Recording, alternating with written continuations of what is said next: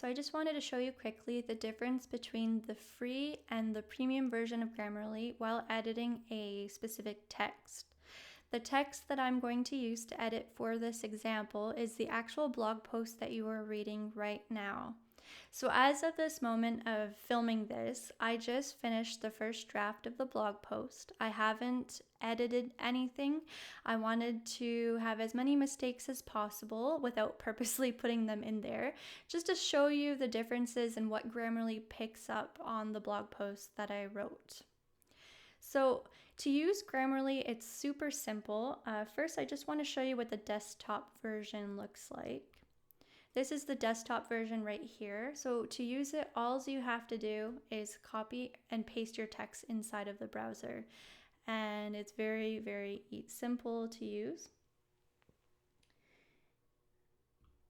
And then, so if you want to use the internet to edit your text, you can log into your Grammarly account online. All you need to do is click on the new and just again copy and paste your information in there. On Chrome, you're going to see the Grammarly browser extension right here. So it's going to actually assist you improve your writing as you write in Chrome. So if you're writing a blog post, if you're writing a newsletter, it's going to help you edit as you write, and you can actually edit it right there in whatever you're using to write in online. And in Safari, you're going to see the browser extension right here. So I kind of have to squeeze my screen in half because I have to open my premium version of Grammarly and the free version of Grammarly just to show you the difference. So it does look a bit crammed, but all right. So I'm just going to post the blog post in here. So you're going to notice that as soon as you post anything in, Grammarly is going to ask you what your goals are when you are writing a post, what your intent is, your audience, your style, your emotion, and it's going to help you with your tone and your writing style, which is super beneficial if you have a specific writing style, if you want to be seen as an expert, or if it's more general, if you're being informal, or if it's very formal, whatever it is and however you're writing, it can help you get that style even more.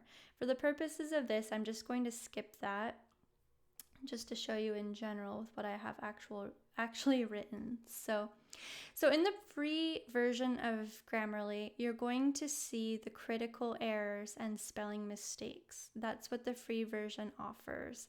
And that is very beneficial when you have critical errors, which you can see are highlighted in the red. In the premium version, you are going to see more than the critical errors. So I'm just going to show you. So this is the free version, and you can see right here, it talks about spelling, grammar, punctuation, conventions. There really isn't that many alerts. There's 11, whereas it says the premium alerts, there's 21. So let's go to the premium account. So the premium account actually says there's 32.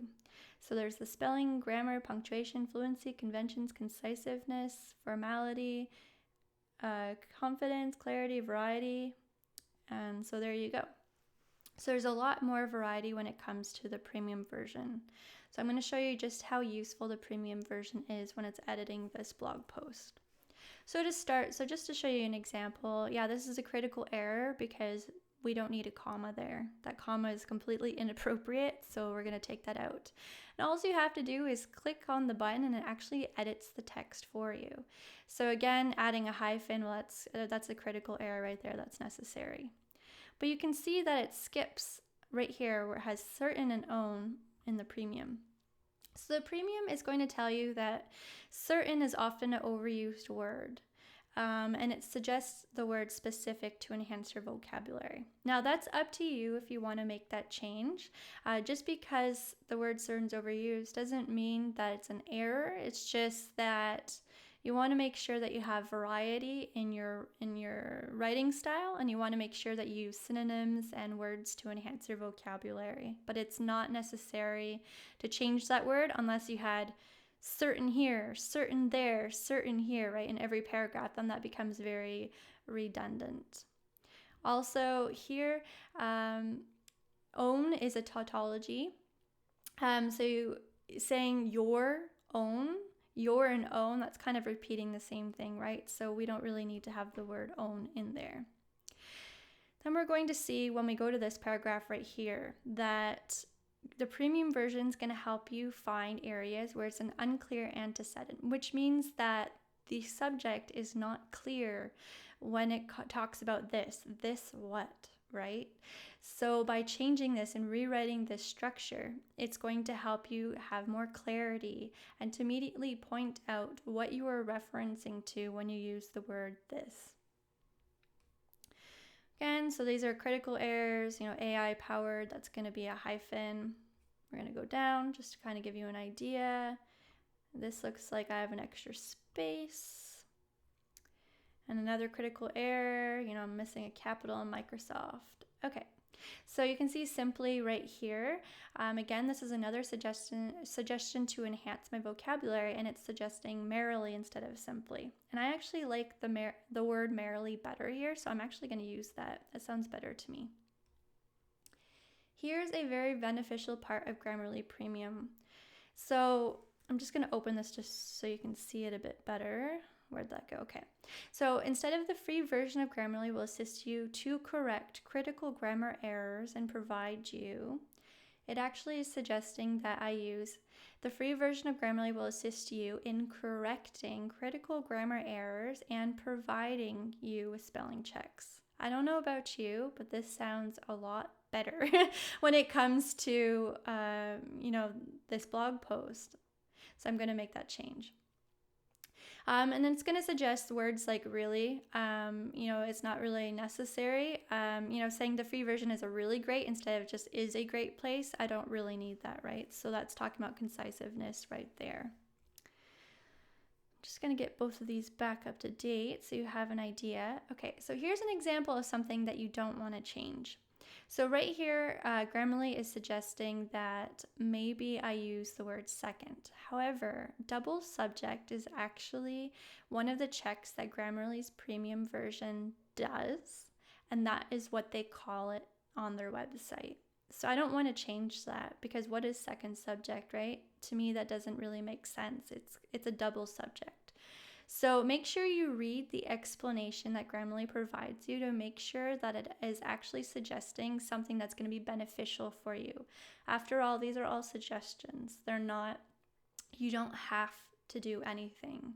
And it isn't necessarily an error either. It's just that, just looking at double subject to Grammarly, second subject sounds better, right? But it's not, okay, this is a Grammarly's actual check. It's not aware of that. So again, this paragraph has nothing right on the free version. We go to the premium version. Instead of my biggest error, it's suggesting I say my most significant error. Well, you know what? That sounds way better than my biggest error. So I'm going to go with that. When it comes to writing now it's suggesting that I say forgets. To me, that doesn't make sense. And to me, what I wrote here doesn't really make sense either. So I'm going to rewrite that sentence completely. But this is just another example of when it doesn't make sense, right? And we go here, and instead of to improve, to assist me in improving, again, that makes a lot more sense. And that is only on the premium version. You don't have that on this free version right here. So on the free version, I'm missing out on quite a bit of corrections in terms of this blog post.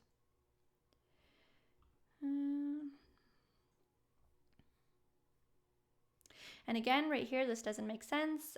Version talks about release or text, but right here I'm talking about free versus premium version of Grammarly, so I'm going to use that. Here again, it's another unclear antecedent, so I want to make sure that I change that, so I'm immediately talking about a subject and not something that's unclear in terms of what it's talking about. Okay, now I mentioned this in the blog post, but one of my biggest errors when it comes to writing is forgetting to add commas. I do this every single time I need to edit something. I will always have areas where I forget to add commas. You would think I would be pro at it by now, but I feel like there's always somewhere that I need to remember to add a comma. The premium version will tell you when you're missing a comma, and I just love that.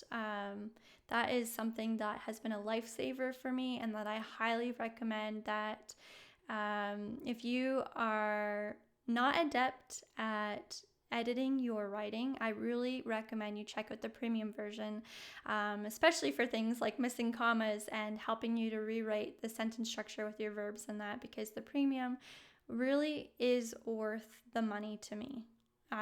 Honestly, it has helped me improve my writing so much, and I'm almost done here, but I just kind of wanted to show you, the differences between the two.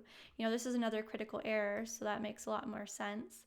So why Grammarly is seeing, well, sees is the better use of the verb, right? So this isn't correct at all.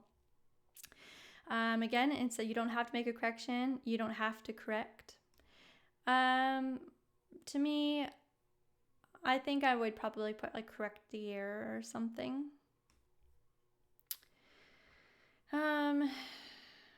I like the word simply here because, in my writing style is more of a conversational writing style. I like to write as if I'm having a conversation with you more so. And simply is just kind of my style. So I'm just going to leave that in.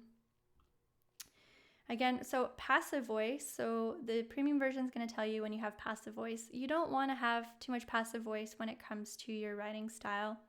And if you want a really good resource on passive voice, I suggest you check out Stephen King's book on writing. He talks about passive voice in there. He's written so many books and has a lot of knowledge when it comes to writing. It's kind of a memoir of his writing career, and at the same time it has some grammar tips and stuff like that. So I find it very helpful when it comes to understanding what passive voice is, right? Again, here's another area that I was missing a comma, so I'm going to add that in. And here's an error because, I was typing so fast. It's you and not your. So there we go. I just kind of wanted to show you, like I said, I wanted to do an actual editing of a blog post and not something that I pre-formulated full of mistakes, to purposely show you. This is honestly my first draft of this blog post, and I wanted to make sure that you see the process and the difference between the free and the premium version, and to see how much more value the premium version offers you when it comes to editing your content. So I strongly suggest you check it out.